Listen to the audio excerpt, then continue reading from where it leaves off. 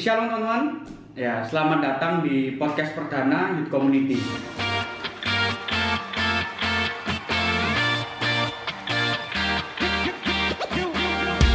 Jadi hari ini kita akan bahas tentang kondisi yang sekarang terjadi. Jadi seperti yang kita tahu bahwa dengan adanya COVID-19 ini, pemerintah memberikan peraturan bahwa kita harus tetap di rumah, bekerja dari rumah, sekolah dari rumah, dan melakukan social distancing. Nah, di tengah wabah ini, di mana kita di rumah aja, gereja pun tidak tinggal diam. Banyak gereja melakukan ibadah online. Nah, tetapi apakah ibadah online ini sudah dimaknai dengan benar oleh anak-anak Tuhan? Dan seperti yang kita tahu bahwa Youthcom tema tahun ini adalah purity atau kemurnian. Bagaimana menjadi murni di tengah semua yang berbau online ini. Nah, di podcast kali ini saya berharap bahwa teman-teman bisa memahami apa arti ibadah sesungguhnya dan bagaimana untuk tetap menjadi murni di keadaan saat ini. Oke, untuk membahas ini kita sudah terhubung dengan narasumber kita, yaitu adalah pembina dari Youth Community. Yang pertama adalah Ko Lukas dan ada Pak Harijaya. Langsung aja kita ke perbincangan kita kali ini. Jadi selamat siang Pak untuk Pak Harijaya. Selamat siang. Gimana nih kabarnya Pak Harijaya? Baik ya Pak? Baik, ini masih sehat. Oh, puji Tuhan. Untuk Ko Lukas gimana Ko? Aman, terkendali 86. Apa itu? Oke, jadi buat teman-teman, ini adalah para pembina kita di Youth Community. Jadi gimana nih Pak dan Ko Lukas, dampak dari pandemi ini ke kehidupan dari Pak Harijaya atau Ko Lukas ini? Mungkin dari Pak Siapa dulu? Pak Hari dulu mungkin. Mungkin Pak Hari dulu. Lukas, boleh juga. Ayo.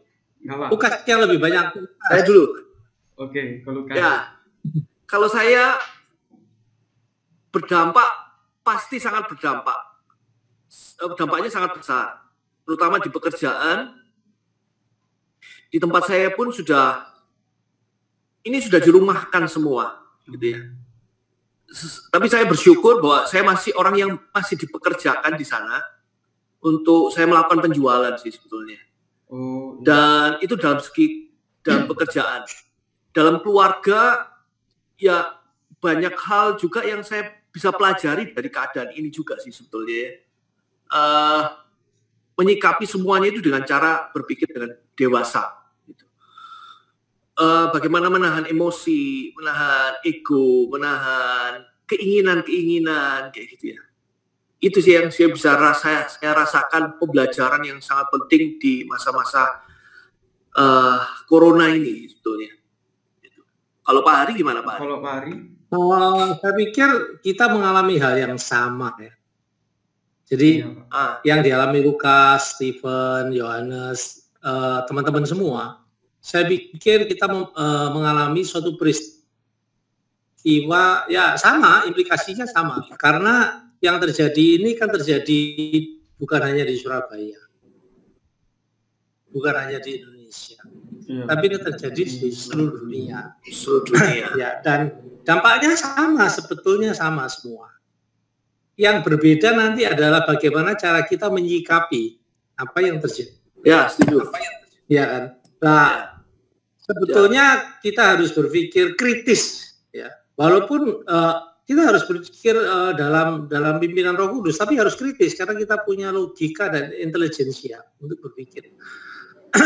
Sebetulnya saya lihat pertama-tama itu adalah peristiwa ini terjadi kira-kira 100 tahun yang lalu juga pernah terjadi seperti ini. Malah waktu itu impact apa itu namanya kesehatannya jauh lebih besar. 50 juta tahun 1918. Ya, kalau sekarang saya lihat karena manusia jauh lebih canggih ya, ilmu pengetahuannya jauh lebih maju sehingga yang meninggal relatif sedikit dan penyebarannya bisa ditahan. Tapi coba ini terjadi 100 tahun yang lalu, ya. Akibatnya pasti akan seperti yang flu influenza yang di Spanyol itu. 50 juta orang di dunia meninggal. Tapi kalau saya lihat jumlah manusia sekarang 7 miliar, mungkin yang meninggal akan lebih dari 50 juta. Kalau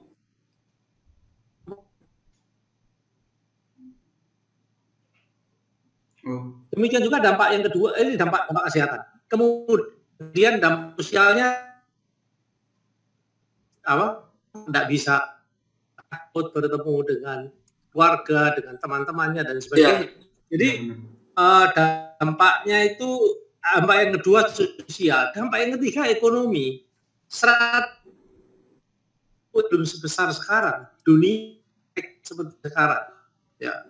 Jadi dampak ekonominya yang lalu, karena apa? Masyarakat itu menurun sangat tajam dan orang menahan diri, ya tidak membeli apapun lah, kecuali makanan atau kesehatan untuk kesehatan. Jadi saya lihat ya ada 3 dampak itu, dampaknya kesehatan, dampaknya di sosial, dan dampaknya di ekonomi. Yang dialami Lukas ini akan bisa dialami oleh siapapun kita. Nah, sekarang masalahnya tadi itu kembali. Bagaimana kita meresponnya? Saya kira itu penting. Dan berikutnya yang saya ingin sampaikan adalah kejadian seperti ini kan sangat langka. Dalam arti 100 putus. Terpenting adalah kita sebetulnya sebagai manusia harus introspeksi. Mengapa ini bisa terjadi? Mengapa ini diizinkan terjadi?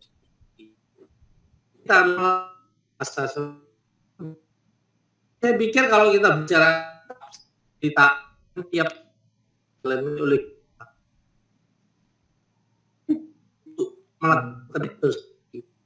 apa yang kita lakukan itu apa ada hal-hal yang perlu diperbaiki di dalam hidup ini. Tetapi kalau saya pribadi saya melihat ya memang harusnya seluruh umat manusia ini melakukan introspeksi, karena apa yang dilakukan ini sudah menyebabkan bencana yang secara tidak langsung pasti ini sebabnya dari manusia, karena virus bermutasi itu karena dipengaruhi oleh situasi iklim kemudian polusi di udara dan sebagainya, atau mungkin perilaku kita, binatang-binatang yang liar itu dimakan dan sebagainya, itu kan memberikan implikasi, ya kan? Ya. Jadi kita mesti secara fisik,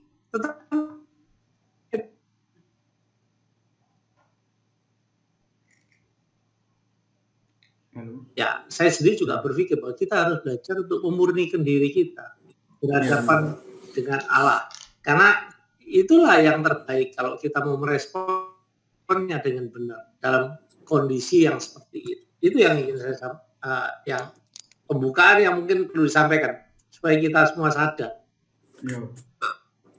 Nah, buat teman-teman mungkin agak sedikit putus-putus, mohon maaf ya, soalnya kan kita harus melakukan social distancing. Jadi kita melakukan podcast dari rumah kita masing-masing. Ini saya di rumah sendiri dan Pak Arija dan Lukas di rumahnya mereka masing-masing. Oke, kita masuk yang pertama. Jadi menurut Pak Arija dan Lukas, ibadah itu apa? Apakah sebuah sakramen biasa atau merupakan gaya hidup dari kita untuk anak-anak Tuhan? Mungkin dari Pak Arijaya dulu.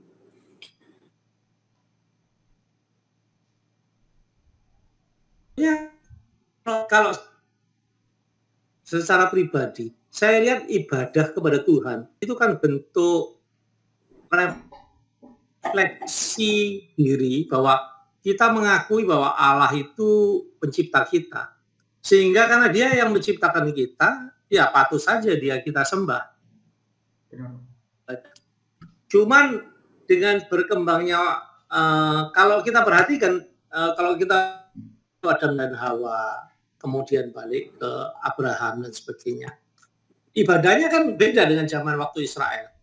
Pada waktu raja-raja. Kemudian pada setelah itu di zaman Tuhan Yesus berubah lagi kita. Jadi kalau kita saya menarik garis lurusnya, maka ibadah itu sebetulnya bentuk kasih dan penghormatan kita kepada Allah. Nah, bagaimana mengekspresikan itu? Macam-macam. Ya, contohnya bergereja, ke gereja tiap minggu, itu menunjukkan kita punya kesetiaan, menghormati Tuhan, mengasihi Tuhan. Tapi intinya ibadah itu adalah sebetulnya mengasihi Allah, menghormati Allah, menundukkan diri kepada seluruh tata nilai yang Allah punya. Itu ibadah sebetulnya. Nah, itu penyembahan. Saya pikir sesederhana itu. Jadi dalam kondisi apapun kita, makanya dikatakan kalau kita lihat ya, di dalam Injil Matius pada waktu Tuhan Yesus bertemu dengan orang Samaria, perempuan Samaria. Ingat nggak ceritanya? Ya, perempuan Samaria. Dengar nggak, Lukas? Iya, Pak. Jadi Tuhan Yesus mengatakan bahwa kamu nggak menyembah lagi di Yerusalem, nggak selalu. Karena pola tata cara ibadah yang ditentukan oleh umat Yahudi itu dulu begitu. Tapi Tuhan mengatakan nggak begitu, di mana saja. Sepanjang hati kita difokuskan untuk menghormati, mengasihi, dan menunduk Allah, ya itulah ibadah kepada Allah. Untuk doa, baca firman merupakan proses untuk memahami Allah. Ya, jadi bukan apa itu namanya, bukan berkumpul atau membaca firman Tuhan untuk berdoa, tidak. Tapi keseluruhan hidup kita, diri kita itu menghormati Tuhan, mengasihi Tuhan, dan menundukkan diri semua tata nilai, sehingga semua pikiran dan sikap kita dan perilaku kita yang kita lakukan sehari-hari menunjukkan nilai-nilai Allah. Itulah ibadah sebetulnya menurut saya. Bisa nambahin, Lukas? Lukas?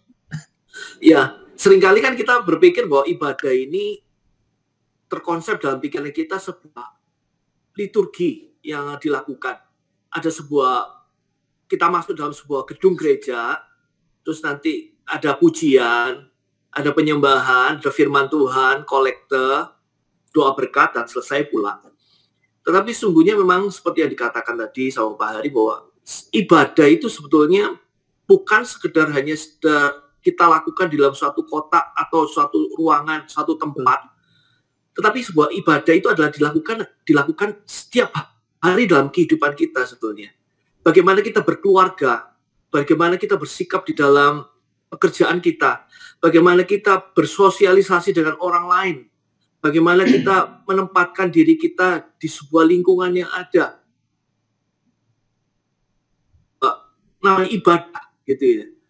Memang zaman dulu pun dalam perjanjian lama, sebuah ibadah itu dilakukan dengan pemujaan, dengan membakar atau memberikan persembahan hewan, gitu ya.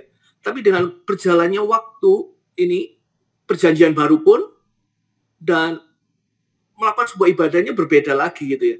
Sampai dengan kehadiran Tuhan Yesus pun tengah-tengah kita pun juga dia menyatakan bahwa dalam Roma 12 ayat 1 ya. Ya. Betul. Persembahan yang sejati, gitu ya. Betul. Mempersembahkan hidupmu kepada Tuhan. Nah, itu sudah sebuah jadi bukan hanya sekedar liturgi saja, tapi ibadah itu dilakukan dalam setiap kehidupan kita, mempersembahkan kehidupan kita mempersembahkan kehidupan kita di hadapan Tuhan, dan kehidupan kita ini mempermuliakan nama Tuhan, jadi berkat buat orang lain. Itu sebuah ibadah sebetulnya. Itu sih kalau betul. Jadi sebetulnya tidak terbatas pada ruang dan waktu, lingkup ya. Akan tetapi setiap saat itu kita bisa beribadah kepada Tuhan, dan harusnya begitu. Kalau kita lihat konsep Tuhan Yesus pada waktu bertemu dengan perempuan Samaria, dan konsep yang ditulis oleh Rasul Paulus dalam Roma 12 ayat 1, itu menunjukkan sangat jelas bahwa ibadah itu tidak dibatasi oleh liturgi dan sebagainya. Saja pada waktu kita berjemaah beribadah bersama-sama. Akan tetapi sebetulnya refleksi setiap hari itu harus muncul, karena itu menunjukkan bahwa kita menundukkan diri kepada Allah, menyembah Tuhan. Dan memang kita tidak bisa sosial sebetulnya, yang memang harus bisa bersekutu bersama memang. Dan itu memang kita tidak bisa memungkiri itu semua. Tetapi esensi dari katakan sama Pak Hari tadi katakan bahwa ibadah itu dilakukan di mana saja. Itu yang terlebih kehidupan kita persembahkan kepada Tuhan, bisa menjadi berkat buat orang lain. Itulah esensi dari sebuah ibadah. Gitu. Oke. Lalu silakan host. Kenapa sih kita harus tetap ibadah, Pak? Dan kira-kira kapan waktu yang tepat untuk kita beribadah? Mungkin dari Pak Hari. Sebetulnya tergantung dari kalau kita mau sebetulnya disiplin. Kenapa orang menganjurkan beribadah pada pagi hari dan pada malam hari? Karena pada waktu pagi hari kita belum memiliki aktivitas sehingga pikiran kita belum kemana-mana. Jadi kita lebih mudah dan lebih fokus. Atau pada malam hari setelah semua aktivitas kita selesai, kita juga bisa fokus. Jadi, tapi bukan berarti harus pagi dan atau malam hari. Kapanpun kadang-kadang yang saya alami kadang-kadang dalam posisi posisi setir gitu ya, atau posisi dalam perjalanan, kadang-kadang kita bisa dapat insight juga kalau kita memang fokus kepada Tuhan. Jadi saya lihatnya begitu. Tapi kalau untuk anak-anak muda ya, yang kenapa diperlukan membaca firman Tuhan, tetap berdoa supaya kita itu, kalau saya lihat ya, supaya secara intelijensia kita, karena kita membaca dan berpikir, kemudian secara spiritual bagaimana kita dipimpin.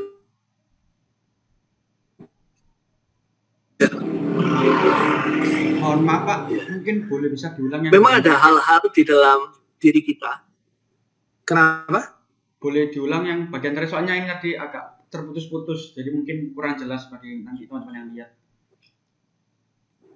Oh, jadi gini. Tadi saya katakan bahwa banyak orang menganjurkan bahwa kita itu kalau bicara ibadah ya, ibadah pribadi ya. Kalau ibadah pribadi banyak menganjurkan pagi hari atau malam hari. Halo? Halo, iya Pak. Iya Pak. Iya. Terus Pak. Beraktivitas pertama, yang kedua kita sudah aktivitas semua selesai, jadi bisa fokus. Gitu. Ya, kan kita kalau itu ada membaca firman Tuhan, itu kan kita mempelajari mengenai Allah, kita ingin mengenal lebih dalam Allah. Tetapi tidak cukup hanya dari sisi logika, pemikiran, baca firman, mengerti. Tetapi intervensi Roh Kudus dalam roh kita, membangun relasi lewat doa, lewat perenungan. Itu saya kira. Oh, kalau Lukas gimana Bu?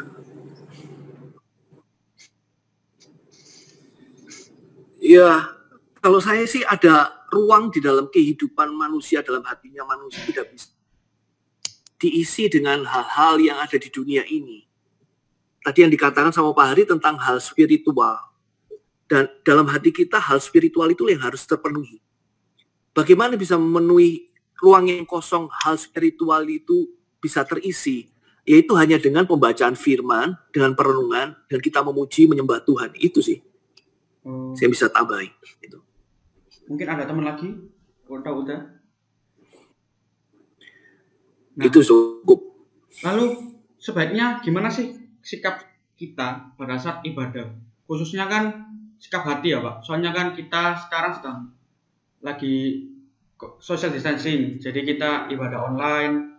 Nah, gimana sih sikap kita sebaiknya waktu ibadah online ini?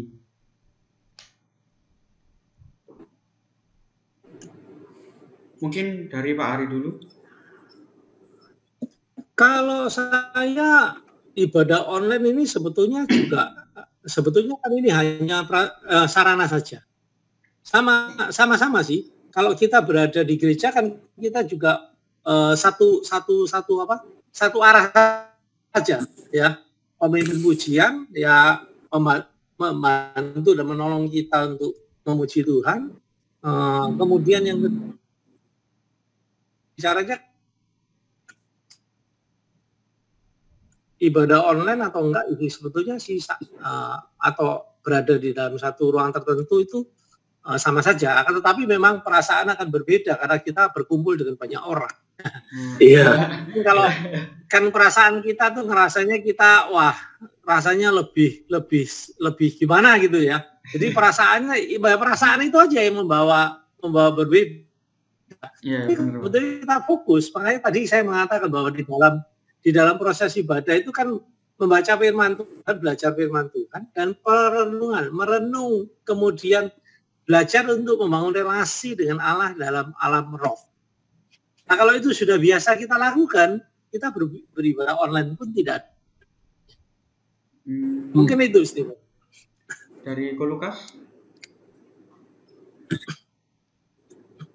Ya, memang berbeda ya. Cara beribadah dengan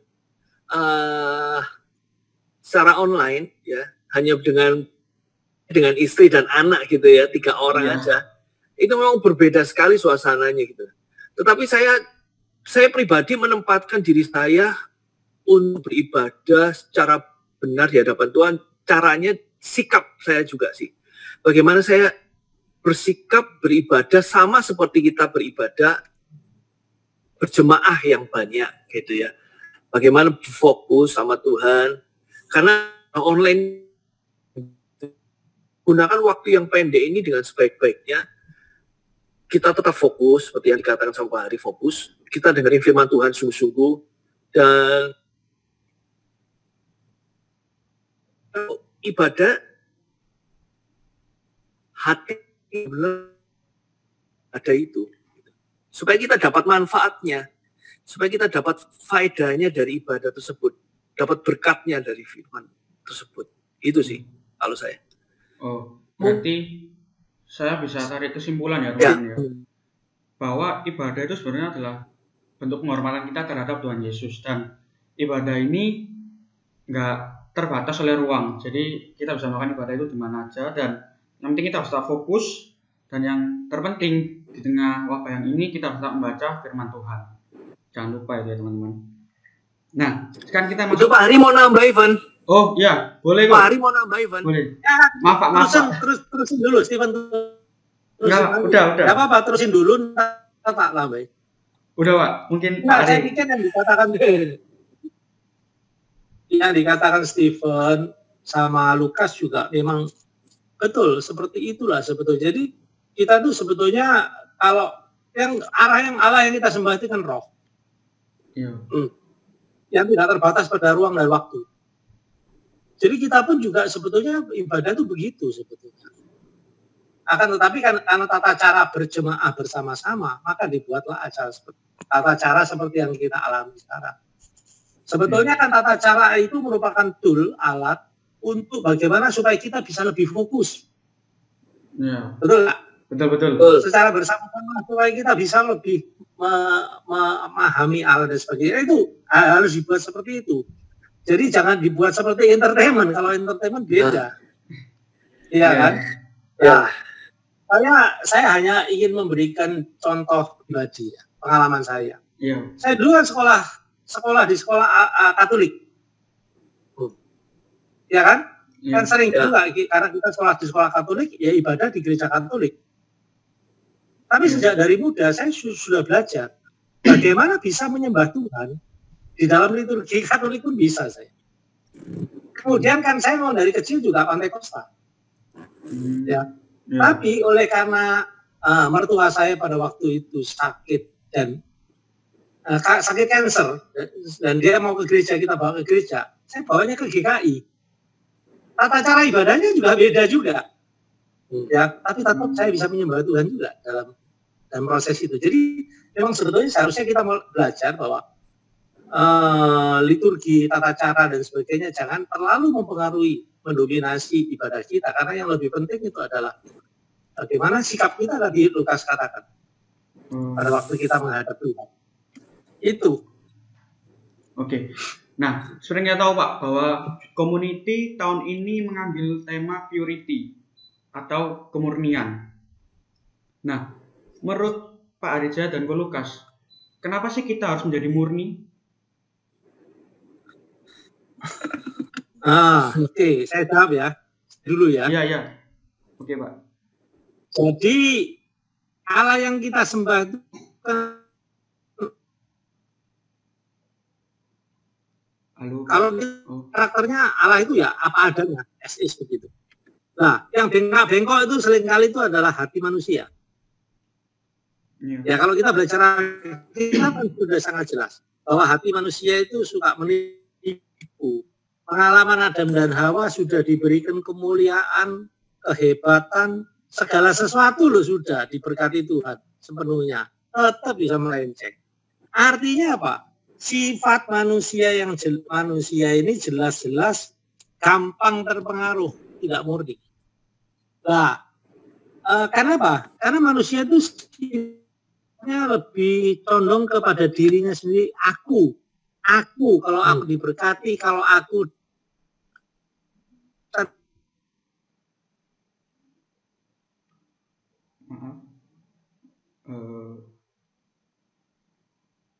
ya, halo.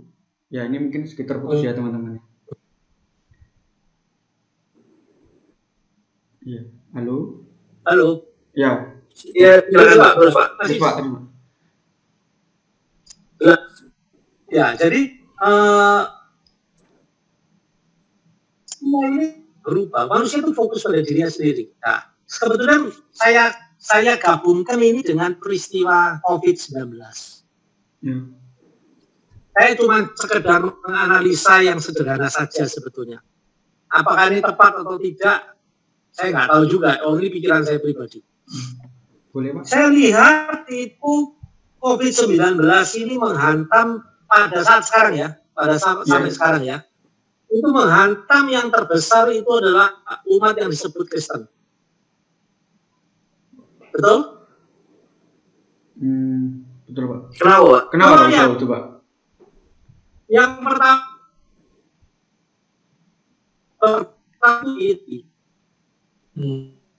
itu orang Kristen Katolik yang luar biasa. Spanyol, Prancis, Inggris, kemudian Austria,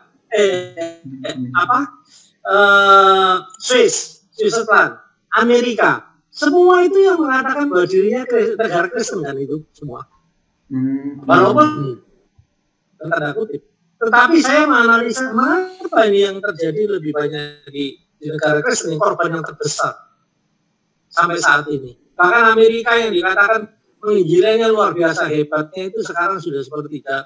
Tapi kalau Amerika kita bisa analisa, seperti waktu Obama dia melegalkan homoseksualitas dan lesbian, ini kan menentang Tuhan.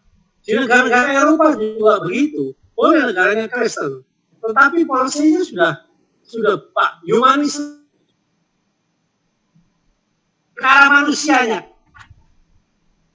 Jadi orang Kristen yang tidak murni yang bergeser, indikasinya ada seperti itu analisa saya yang sangat dangkal, yang tanpa riset dan sebagainya. Tapi juga mengapa kita mengalami seperti ini? Salah satunya tadi kembali kepada introspeksi diri.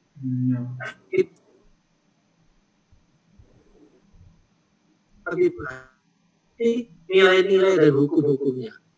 Dengan sistem.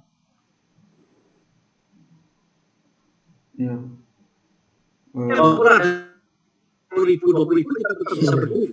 Jadi kita mesti belajar meyakini itu, memahami itu. Bagaimana Allah itu berkarya, bergerak. Tapi kalau manusia mau fokus pada dirinya sendiri, kenapa kita nggak murni? Pasti kita dimurnikan karena kita dikasih Tuhan. Itu yang terjadi pada waktu zaman Raja Israel. Nah, kalau kalian baca kitab Nabi Yesaya, Yeskiel, ya kan, Yeremia, kitab Amos, semua ke sana, itu semua menunjukkan bagaimana orang Israel harus dimurnikan kembali. Karena orang ini implikasi.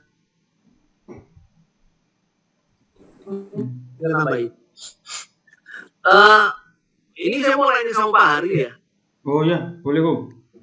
Nanya sama Pak Hari, Pak. Benar nggak lockdown pertama kali di dunia itu zaman Nuh ya, Pak? Wah,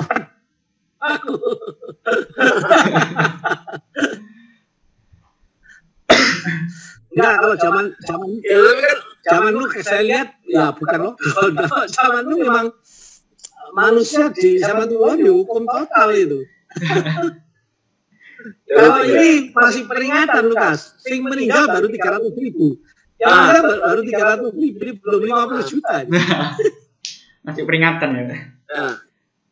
Iya, peringatan ini.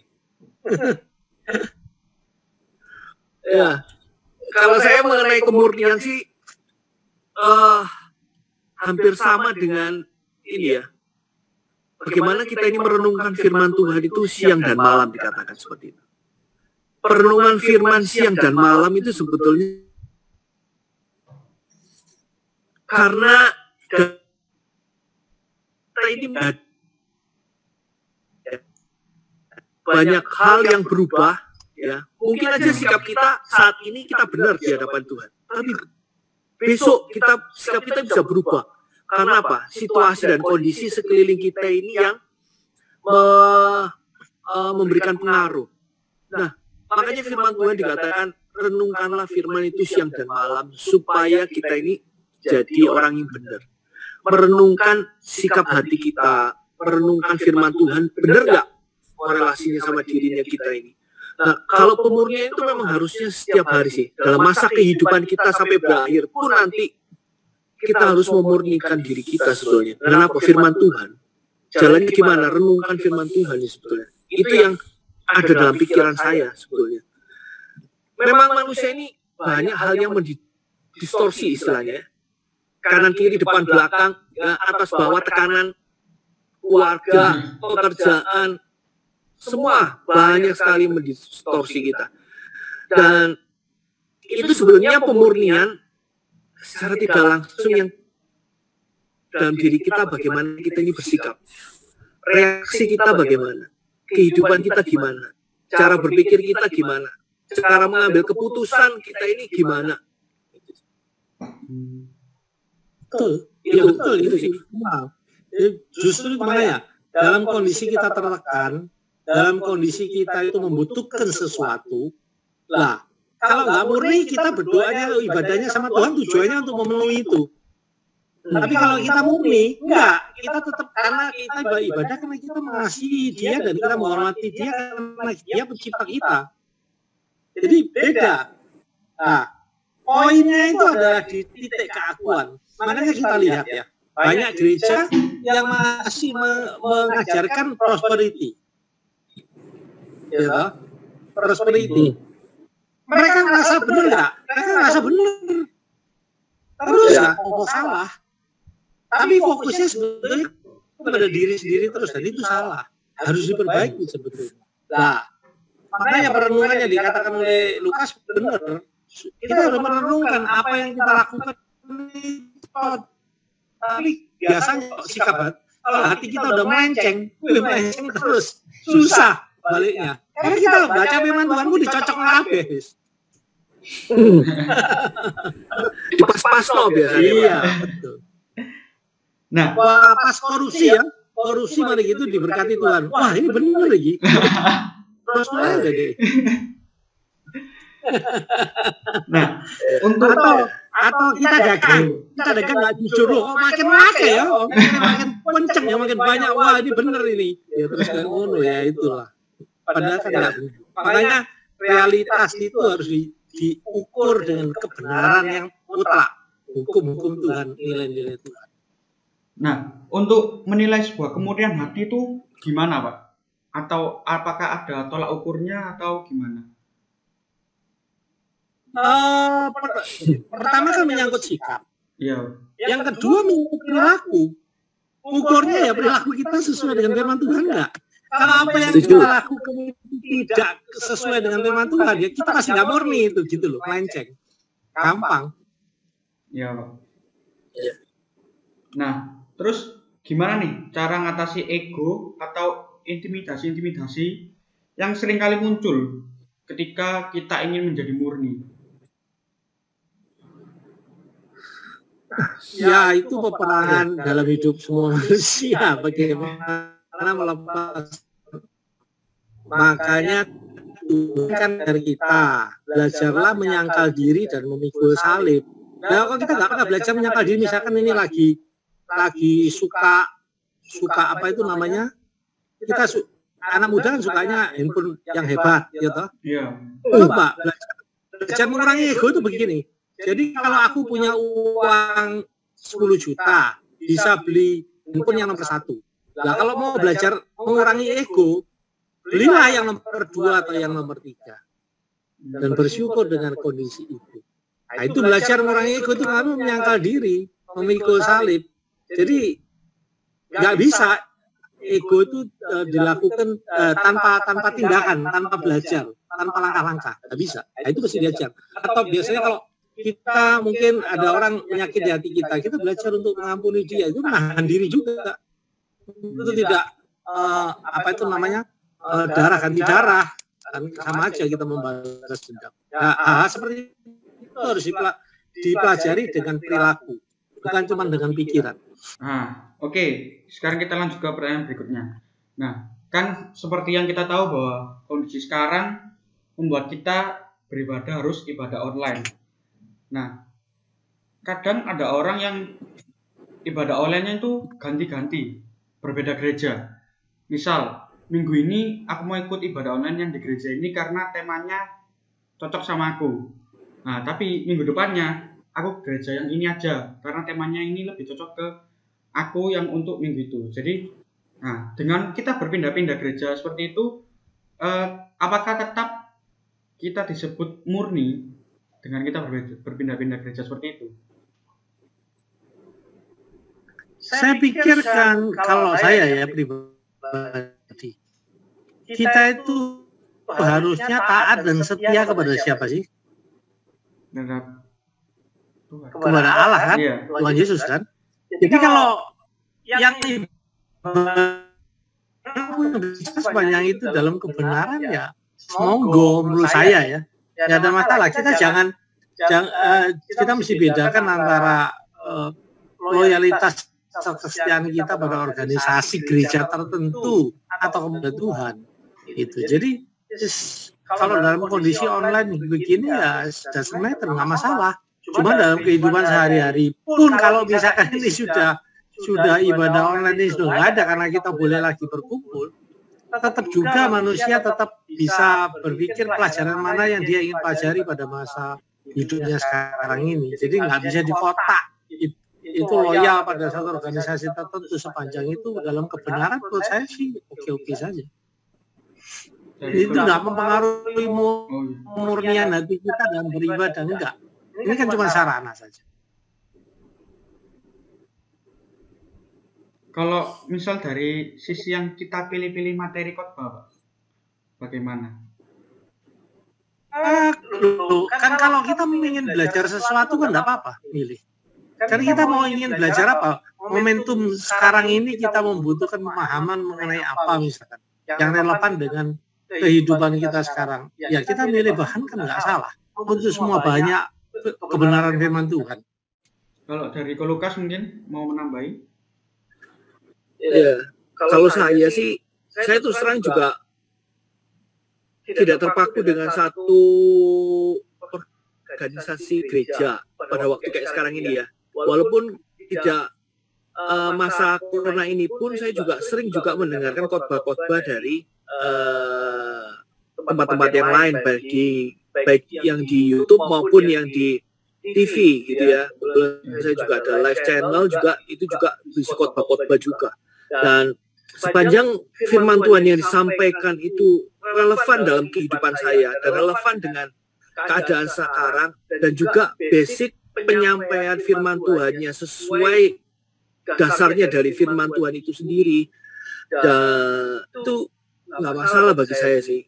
Kemurnian bukan diukur dari kita pindah-pindah dari channel ke channel, dari YouTube atau dari khotbah online ke satu ke khotbah online yang lain sebetulnya. Itu sih kalau menurut saya. Ya, soalnya kan karena mungkin ada beberapa orang yang cuma mau mendengarkan apa yang dia mau, dan kalau dia nggak mau mendengarkan ya dia nggak mendengarkan. Jadi kan ada beberapa orang gitu kan. Iya, Saya pikir firman Tuhan itu Pak. Ya silakan Pak. Saya pikir kembali lagi ya ke sikap hati tadi. Sepanjang kita fokus mau menyembah Tuhan, mengasihi dan menghormati, menundukkan diri kepada Tuhan, di dalam proses mendengarkan firman Tuhan, ya apapun boleh sebetulnya. Tidak ada masalah sih sebetulnya. Nah, terus gimana sih Pak caranya supaya menjaga hati kita tetap murni? Sebetulnya ada firman Tuhan juga di dalam Amsal pasal 8. Jagalah hatimu dengan segala kewaspadaan. Kalau dijaga ya berarti harus diperhatikan terus. Lihat. Antara gini, pikiran kita dan tindakan kita itu selaras dengan firman Tuhan nggak? Cara jaganya begitu kok. Jadi pikiran kita dan tindakan kita selaras dengan firman Tuhan nggak? Kemudian tetap unsur kita itu beribadah kepada Allah itu tetap kasih, harus kasih nomor satu. Makanya hukum Tuhan itu kan dikatakan, hukum yang utama itu kan kasih kan. Jadi kalau kita nggak bisa mengasihi Tuhan dulu, kita lebih mengasihi diri kita sendiri. Ya nggak murni kita sudah. Itu nomor satu, kasih itu nomor satu. Yang nomor dua ya hukum-hukum nilai-nilai Tuhan. Kalau itu kita nggak lakukan ya kita nggak mengasihi Tuhan sudah, nggak menghormati Tuhan. Jadi simpel begitu sebetulnya menjaga kemudian hati itu. Tapi itu harus dijaga dengan waspada karena hati itu suka melenceng tanpa kita sadari. Dari Lukas? Ya. Terakhir yang dikatakan sama Pak Hari, hati kita itu sering melenceng memang benar. Apalagi kayak masa-masa sekarang ini ya. Tekanan begitu berat ya. Kanan kiri depan belakang atas bawah itu menekan kita semua. Secara manusia kita akan berpikir bagaimana kita untuk survive dengan keadaan kita sekarang. Baik itu untuk pekerjaan, keluarga, bagaimana kita ini bisa tetap bertahan di masa yang sulit sekarang ini. Nah itu kan banyak sekali pilihan-pilihan di dalam pikiran kita. Betul. Keputusan-keputusan kadang-kala juga banyak juga apa kita harus melakukan A, B, C, D kayak gitu ya. Nah, sepanjang kita ini terkoneksi dengan Tuhan, makanya tadi saya katakan merenungkan firman Tuhan siang dan malam itu menjadi pemurnian dalam dirinya kita sebetulnya. Bagaimana kita mau mengonekkan pikiran kita, hati kita selaras nggak dengan firman Tuhan? Keputusan yang kita ambil, tindakan yang kita ambil, perbuatan yang kita lakukan ini selaras nggak dengan apa yang Tuhan inginkan lewat kebenaran firman Tuhan? Kalau saya sih seperti itu. Jadi mungkin gini, saya mau nambahin. Proses kebenaran yang harusnya kita jalani atau proses pemurnian yang kita jalani, yang pertama adalah harus sikap dulu. Pertama sikap kan mengasihi Tuhan kan. Kemudian betul renungan supaya pikiran kita dan tindakan kita itu dicek selaras enggak. Tapi yang lebih penting, yang paling akhir adalah tindakan. Karena tindakan itu yang membuktikan bahwa kita mau nurut Tuhan benar-benar atau enggak. Jadi kebanyakan banyak orang hanya berhenti sampai di pikiran saja. Kita kalau kita sudah berpikir benar artinya kita benar. Jadi banyak orang Pentakosta begitu.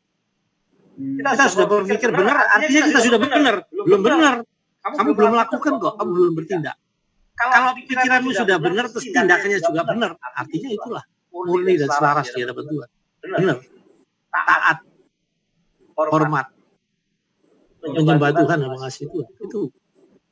Oke. Jadi saya tarik kesimpulan ya dari yang pertama yang membahas ibadah tadi. Kesimpulannya bahwa sebenarnya ibadah itu tidak terbatas oleh ruang dan waktu. Kita bisa beribadah dimanapun kita bisa. Dan yang terpenting, kita tetap harus menjaga kemurnian hati kita. Seperti yang tadi Pak Ari bicarakan, bahwa yang pertama adalah kasih. Karena kita harus saling mengasihi. Dan yang kedua, kita harus merenungkan. Karena mungkin, seperti yang Lukas bicarakan bahwa hari ini kita bertindak seperti ini. Dan mungkin besok kita bertindak yang berbeda. Karena itu kita harus merenungkan siang dan malam. Dan yang ketiga, yang terakhir dan yang terpenting adalah tindakan kita di kehidupan kita sehari-hari. dan ya, kita harus berdasarkan firman Tuhan. Nah, yang terakhir nih, mungkin dari Pak Harijaya dan Ko Lukas, ada pesan-pesan nggak buat teman-teman youth community dan teman-teman yang lain yang di luar sana di tengah wabah ini? Ya, saya pikir saya kasih satu saja. Anak-anak muda ini harus tetap konsisten dalam kondisi apapun. Maka kita akan mendapat kasih karunia Tuhan. Tuhan sudah mengasihi kita sih, tanpa kita melakukan apa-apa sebetulnya. Tetapi sebagai bukti kita mengasihi Tuhan dan membalas kasih. Iya, Pak. Halo. Kalau saya, iya,